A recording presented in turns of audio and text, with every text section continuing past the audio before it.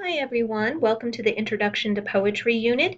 In this unit, we're going to get up close and personal to some poems. So let's get started.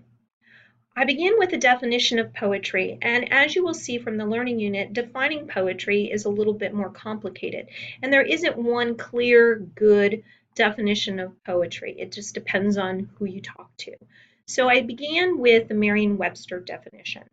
And Merriam-Webster defines poetry as writing that formulates a concentrated, imaginative awareness of experience in language chosen and arranged to create a specific emotional response through meaning, sound, and rhythm. And I highlighted or italicized and bolded the words concentrated, arranged, and rhythm because those are the key elements to a poem.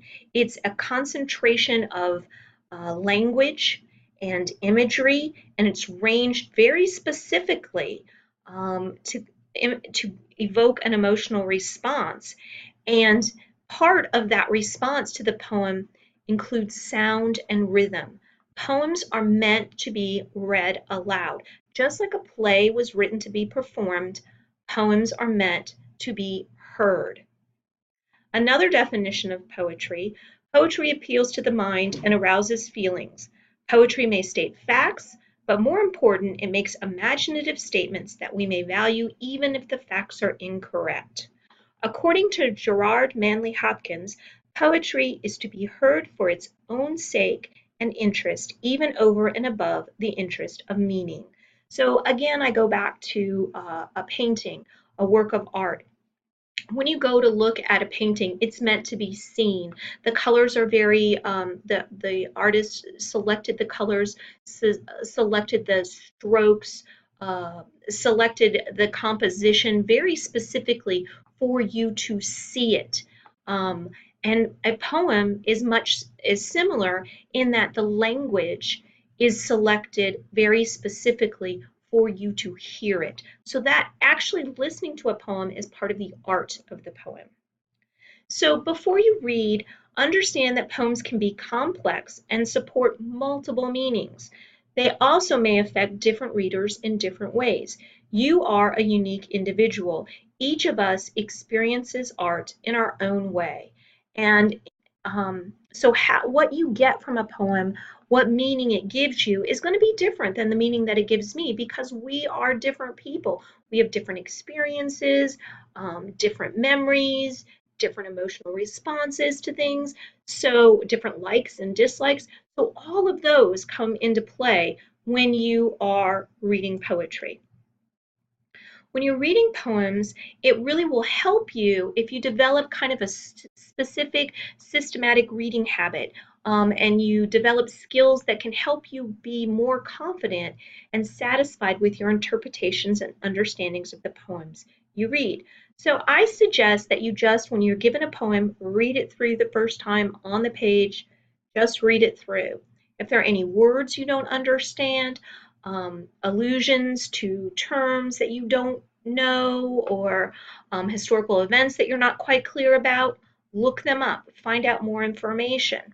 Then read the poem again, adding in, including your understanding of those items. And finally, maybe do some research on the author, look at when the poem was published, and then read the poem out loud, slowly and carefully. Sometimes you want to read it a couple of times out loud and see what you get from hearing the words. Because again, that's genuinely how a poem is meant to be experienced. The truth of a poem may not be easily understood, especially if you were looking at it as some kind of puzzle written in secret code. That's not how a poem is composed. The effect of the poem, one's whole mental and emotional response to it, consists of much more than a simple message. So again, think back to that painting. It has to do with texture and color and composition.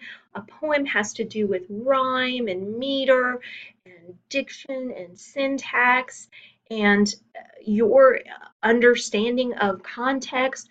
A lot of elements come into play in order for you to really experience the poem and begin to kind of get the meaning of it. Paying attention to how poems describe and invoke feelings can help us discover a language of our own feelings. At the same time, being conscious of feelings we already have can help us understand and interpret poems. So, for example, after I had a child, anything that had to do with children being kidnapped or children dying or getting hurt would just make me cry. It just would make me cry. I knew that was just a trigger point for me.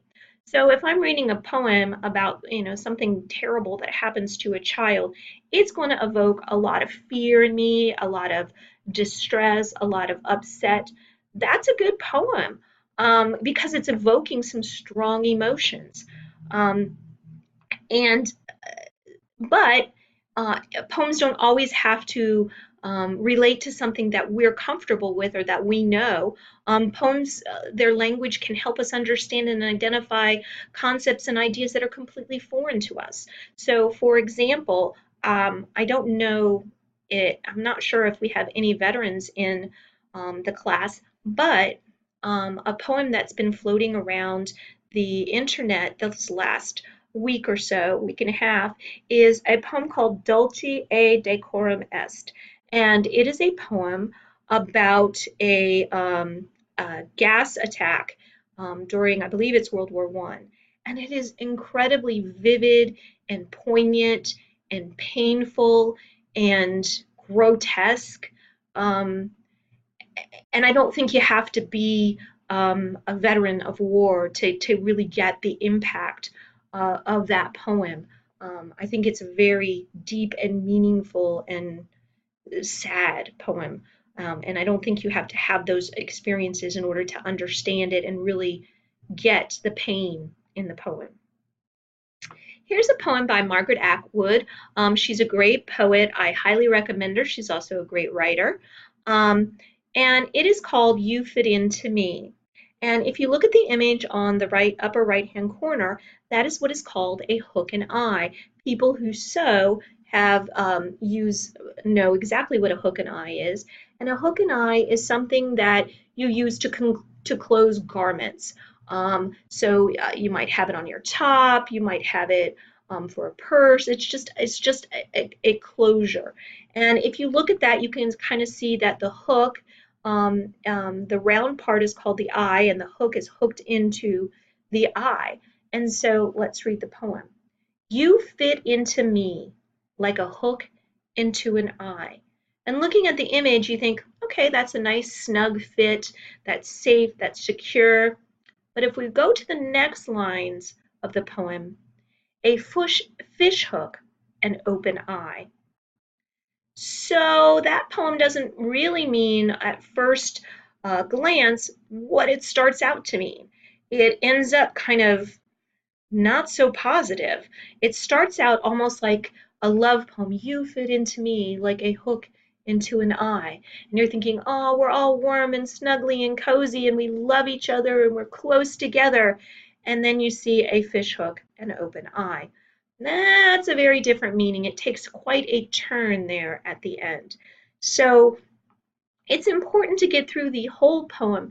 Now, I think Atwood crafted that poem specifically to evoke that kind of response, to get you feeling all warm and cozy and relaxed, and then throw this image into the mix to really startle you and wake you up. Poems become more accessible when we approach them systematically and learn to ask the right questions. Some useful preliminary questions involve thinking about the role of the title, if there is one. What's the situation of the poem? Does it have a setting? Does it have a location? Is it about a particular country, a particular time? Who is the speaker of the poem? Frequently, we assume that the speaker is the poet, but often the narrator is not the poet, so don't confuse the poet with the narrator of the poem. And then the traditions in a poem. Is this an ode? Is this a lyric poem? Is it a referential poem? What kind of poem is it? Because those kinds of poems will help kind of shape our experience of it. So things to consider: the subject and the theme, the context, the form, the language. What poetic and literary devices are used? Is it rhyming? Does it have blank verse? Is it oh, I'm trying to think of it. Forget it. I was thinking of the kind of language that Shakespeare writes in. Is that kind of verse and rhyme? And then finally, what is your personal response to the poem? And all of these work together to get at the meaning of the poem. Not one of them does the job by itself, but all of them together will help you experience the poem. Here is the road not taken. And I suggest when you are looking at this, you might want to click the link in the PowerPoint version of this rather than the recording, because you won't be able to in the recording, and listen to Robert Frost reading his poem. What you'll see is he changes the speed in the poem to match his meaning. So I'll read it for you so you can experience it from my uneducated perspective. Two roads diverged in a yellow wood, and sorry I could not travel both. And be one traveler, long I stood and looked down one as far as I could to where it bent in the undergrowth. Then took the other, as just as fair, and having perhaps the better claim, because it was grassy and wanted wear, though as for that, the passing there had worn them really about the same, and both that morning equally lay, and leaves no step had trodden black. Oh, I kept the first one for another day, yet knowing how way leads on to way, I doubted if I should ever come back. I shall be telling this with a sigh, somewhere ages and ages hence. Two roads diverged in a wood, and I took the one less traveled by, and that has made all difference.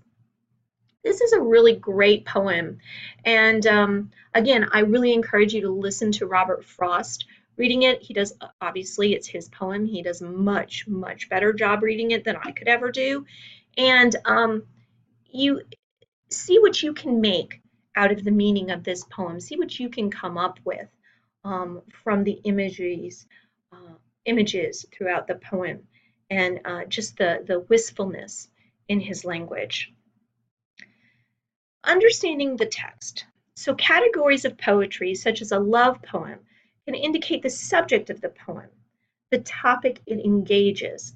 But poems about the same subject can be very different in their attitudes, ideas, and approaches. We could, for example, have called Margaret Atwood's poem a love poem. It's not necessarily an ode to love, but it is a type of love. A poem's theme is the statement it makes about its subject. So this theme of Margaret Atwood's poem might be something about the challenges or the pain that one endures when one is deeply in love. Tone is closely related to style and diction. Denotation and connotation need to be understood, and syntax, and I'll talk about those in the next slide. So denotation is the actual literal meaning of a word. And in poetry, a word can have two meanings. It can have the literal meaning, and it can also have the connotation, an idea or feeling that the word makes you experience when you hear it. Think of like the word mom, okay? When I say mom, the denotation of mom is a woman who has a child, right? That's the literal meaning of the word. But when I say mom, you probably don't think of this woman that you don't know who has had a child. You probably get images of your own mother or of a friend maybe who's recently a mother. So you get a specific idea about the word mother. The syntax is the way the words are arranged on the page. So sometimes the words are, the order is played with, and that is done very deliberately, again, to kind of trip you up and make you think, or maybe slow you down, or maybe speed you up when you're reading out loud. And the diction is That's a mistake, sorry about that. The choice of words. So what words do the author choose? Because poems are very brief, mostly, not all of them, but most of the ones that we'll be looking at are short. And so the words are chosen very specifically to evoke very specific ideas and concepts. And so each word matters, whether it be the title or the first word of the first stanza or the last word of the last stanza. Each one of those words are chosen very deliberately, just like the paint stroke of a paintbrush is made very deliberately when creating a painting. The speaker of the poem is the voice offering the poem's words to the reader. That voice may be the poet's, or it may be that of a created character who expresses ideas or feelings very different from the poet's own. In some poems, we are meant to dislike or distrust the speaker rather than to take his or her words at face value. And then we have dramatic monologue. You experience dramatic monologue when you were reading Shakespeare, Macbeth's soliloquies, Lady Macbeth's soliloquies, the weird sisters getting together and chanting. Those are all examples of a dramatic monologue. The other thing you want to think about when looking at a poem is its setting and the situation.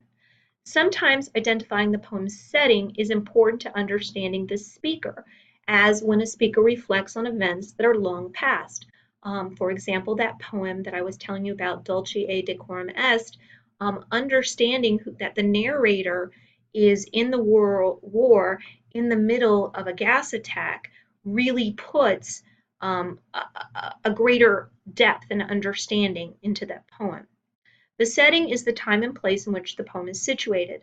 Sometimes the setting of the poem is vague or unspecified. Well, I just gave you the setting for Dulce et Decorum Est. And there are different kinds of settings. There can be spatial, what you can see, or temporal, that has to do with time. And the situation may be something that you're familiar with, as I said earlier, or something that you're not familiar with. An idea to give you an experience that you might not otherwise have, or to evoke emotions that you might not otherwise experience. Allusion, an occasional poem, and a referential poem. An allusion is a reference to something outside the poem that carries a history of meaning and strong emotional associations. I was just talking about the concept of mother, okay? That is an allusion to a particular kind of belief on what motherhood is. A poem can be written about a specific occasion, and when it's written about a specific occasion, it's called an occasional poem. And such a poem is also called a referential poem because it refers to a certain historical time or event. You would probably consider Dulce et Decorum Est a referential poem because it refers to a World War I gas attack. So there we go. Sensory elements.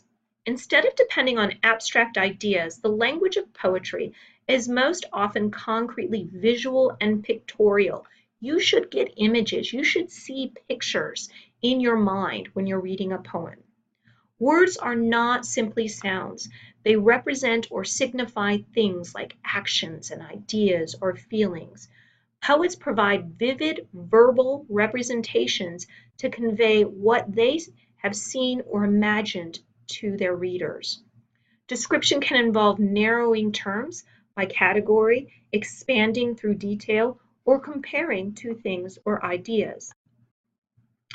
Figurative speech. You will see a lot about figurative speech. You've already learned about figurative speech, but this is just kind of a refresher and more of a focus on how it works in poems.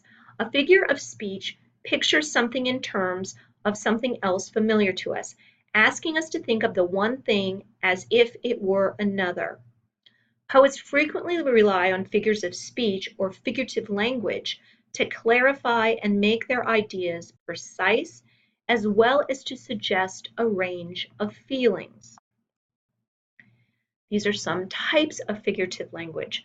A metaphor is something when something is implicitly compared to something else or represented as if it is that thing. So my love is a red, red rose. Okay, my love is.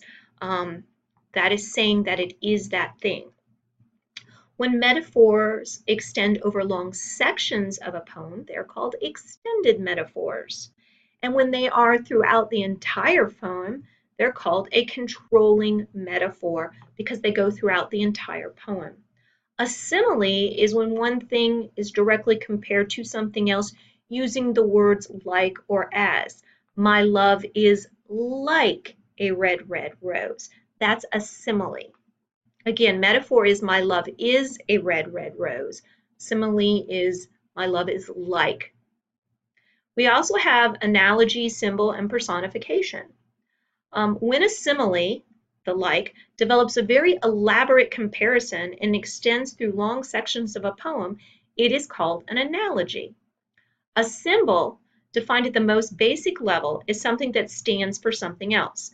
Symbols in poetry are words and phrases that have a range of reference beyond their literal signification or denotation. So their literal terms, their literal definition, it represents more than just that. Personification involves treating an abstraction such as death or justice or beauty or love or an inanimate object as if it were a person. You are personifying it. You are making it something like a person. Sounds of poetry. Poets choose words for their sounds as well as for their meanings, using sound effects to create a mood or establish a tone. Sometimes the sounds in poems provide special effects, but often sound is intertwined with meaning. To get the full effect of a poem, it is important to read it aloud and to attend to its vocal rhythms and sounds. And that might take reading it aloud a couple of times. When a word captures or approximates the sound of what is described, such as splash or squished, it is called onomatopoeia. Poets can use pacing, rhythm, and pauses as well as sounds to imitate the subject being described. Meter is the basic rhythmic pattern stressed of the unstressed and stressed syllables in a poem. Poets choose words for their sounds as well as their meanings, using sound effects to create a mood or to establish a tone. Sometimes the sound in the poems provides special effects, but this is just a repeat, but often they're intertwined with meaning. Meter. A foot is a unit of measure of poetry. Meter is defined by the kind of foot or regular pattern of accents and number of syllables per line. Line lengths are usually described in terms of number of feet. Pentameter uses 5 feet per line. Octameter uses 8. Tetrameter uses 4, etc. In English, the most common metrical pattern is iambic, in which each foot contains an unstressed syllable followed by a stressed syllable. Excuse me. Iambic pentameter, one of the most common meters used in poetry written in English, consists of lines containing 5 iambic feet. I know it sounds complex, but just get comfortable with the terms. A crochet is a stressed syllable followed by an unstressed syllable. An anapest is made up of 2 unstressed syllables followed by a stressed syllable. A dactyl is a stressed syllable followed by 2 unstressed syllables. A spondee is a pair of unstressed syllables. And a seashore is a short pause within a line, often, but not always, signaled by a mark of punctuation, such as a comma, or frequently you'll also see a dash. Poems may adhere to traditional metrical forms or experiment with new patterns. Poetry that has no governing patterns or of stresses or line lengths is called free verse. So that's your handy dandy introduction to poetry, to reading poetry. I hope that this gets you started. I hope that you enjoy your reading of poems, and I look forward to hearing about your experiences in reading poems in this first unit. I'll be back again soon. Take care.